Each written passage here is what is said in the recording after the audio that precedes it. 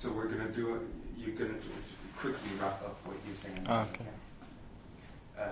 I want to know when you first heard of the demonstrations that started in Daraa. What did you think, and what did you feel, and what did you want to do based on those demonstrations? أول مرة شفت أنا المظاهرات على اليوتيوب، شعرت بداية بصدمة حقيقية، وكنت متفاجئ جدا. اللي بيعرف سوريا بيعرف إنه كان من المستحيل إنه تخرج فيها مظاهرات. بداية كان في مفاجأة، وكونها حصلت في مدينتي شعرت بنوع من الحنين، وصراحة بكيت.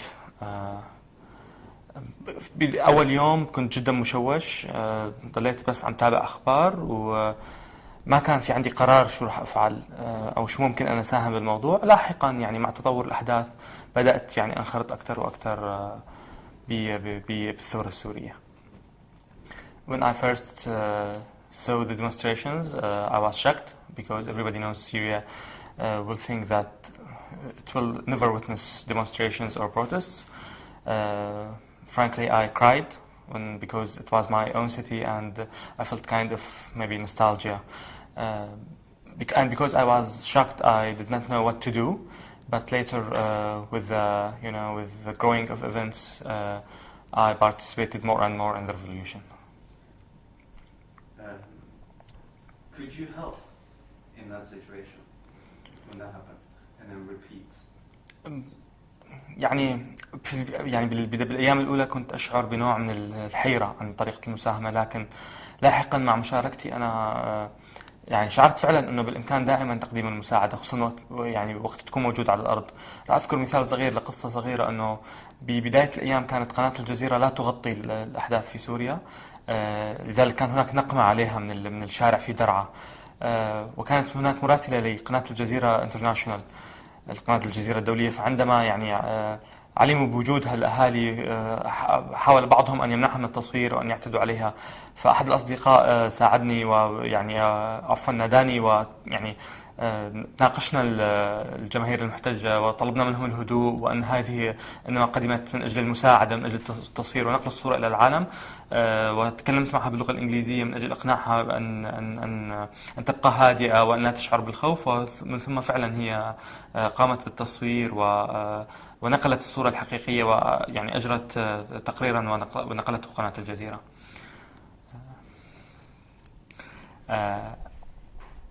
Yes, in the first couple of days, I was perplexed and I didn't know what to do.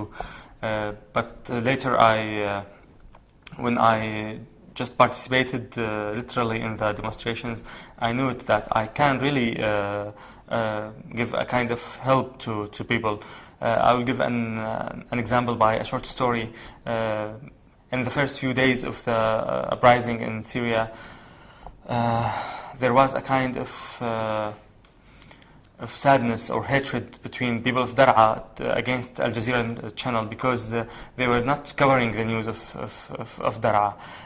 So one day I was in Daraa, and there was a reporter for Al Jazeera International, and some people wanted to prevent this reporter, to prevent her from covering or from making a report from there. So one of my friends called me, and we negotiated with people, and we convinced them that this girl is here just to convince you, to convey the message to the world, and to show the world what's going on. And I also talked with her in English, and I convinced her to stay calm and not to be afraid from the people.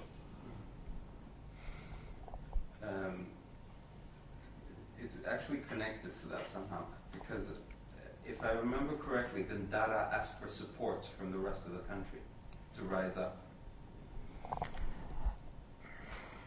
Yeah, I mean, and it happened. I know Homs did. Homs definitely asked for the people of Syria to rise up, and there was a little bit of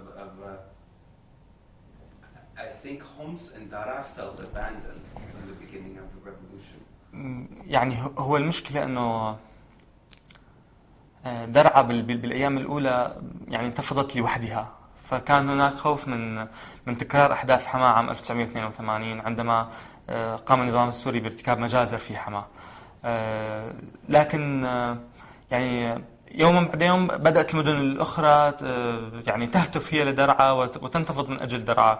وعندما تم اقتحام درعا عسكريا ازداد عدد المظاهرات في سوريا بشكل كبير. What I remember is that in the first days of the revolution, Dar'a was alone, or people in Dar'a were demonstrating alone in the streets. So there was a fear, a general fear that the massacres of Hama in 1982 will be repeated again. But maybe with the progress of time and with the progress of events, other cities started also to demonstrate, and when the military, when the Syrian army, entered Dar'a, the number of demonstrations were bigger in all over Syria. You were there 2 weeks after the first demonstrations. You went to the Friday demonstration, right? بعد أسبوع واحد, after 1 week. After 1 week, but when it turned very violent after 2 weeks, no? No, it was not very violent from the people. It was No, I know. لم تكن عنيفة من قبل ال. Okay, sorry. And can you describe what happened? How did the security respond to the demonstrations? أذكر تحديدا أنه في الجمعة الثانية بعد أول مظاهرات في درعا، طبعا كنت دائما أذهب من دمشق إلى درعا لأشاهد ما يحصل وأشارك أيضا. في الجمعة الثانية، يعني بعد مرور أسبوعين على بداية الانتفاضة، كان هناك مظاهرات وتفاجأنا بانتشار أمني كثيف على عكس ما كنا نتوقع، لأنه في الجمعة التي قبلها لم يكن هناك انتشار أمني. وكان هذا الانتشار الأمني يهدف إلى منع المتظاهرين من الوصول إلى مركز المدينة. بدأ المتظاهرون بإلقاء الحجارة على رجال الأمن، فيما كان رجال الأمن يردون بإطلاق الرصاص الحي. ورأيت بعيني كيف كان عدد من المتظاهرين السلميين الذين لا يحملون أي نوع من السلاح يسقطون جرحى، وأحيانا يستشهدون بسبب إطلاق الرصاص مباشرة عليهم، مستهدفين مباشرة من قبل رجال الأمن ومن قبل القناصة. After 2 weeks of the beginning of the revolution, it was on Friday, and I used to go from Damascus to Dar'a to witness and to participate in the demonstrations of Dar'a. And there was a kind of security deploy in the city, and it was surprising for us because in the previous week we did not witness that. And this security deploy aimed to prevent the demonstration from reaching the city center. So after a while, a kind of clashes between the two parts started when, of course, the people used stones. Yeah, people used stones, while security guards and security people used guns and shots. And I saw in my own eyes how peaceful demonstrators were being injured or killed by the security men and by the snipers.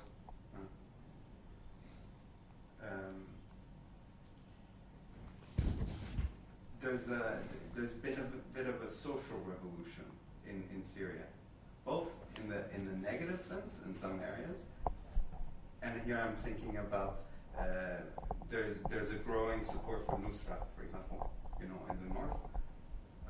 You can say that's good or bad, but there is, and there's also a positive social change.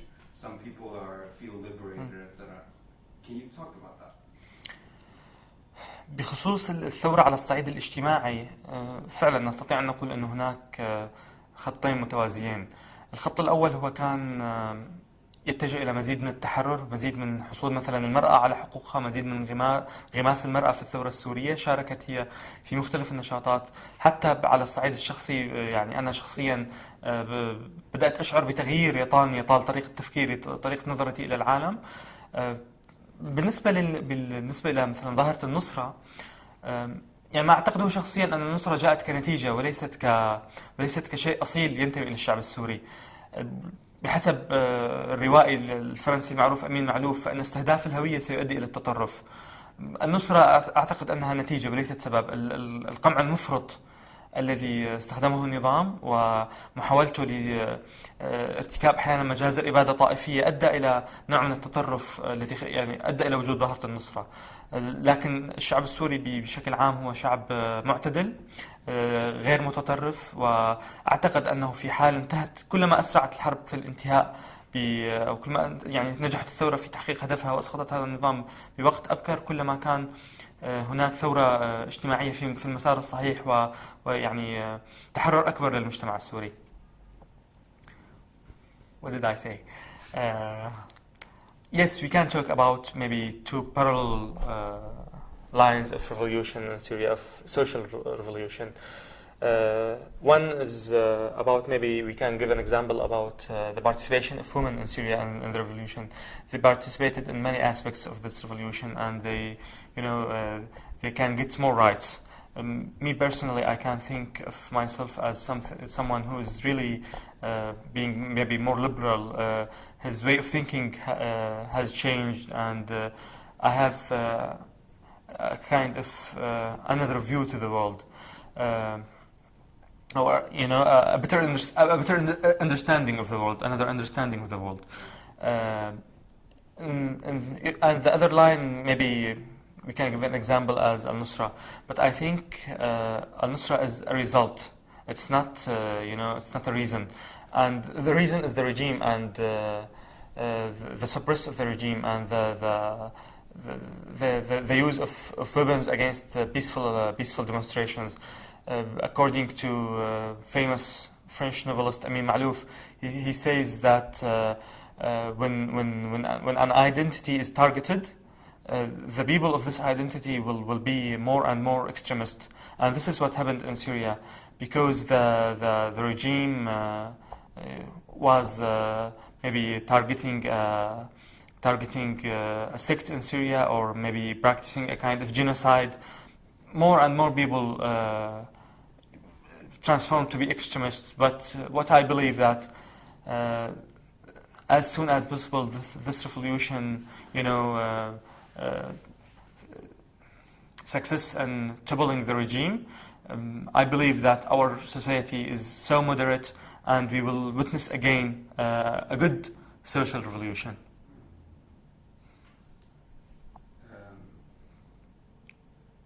People are fighting in Syria. Some people are fighting for their rights and for their family. How do you feel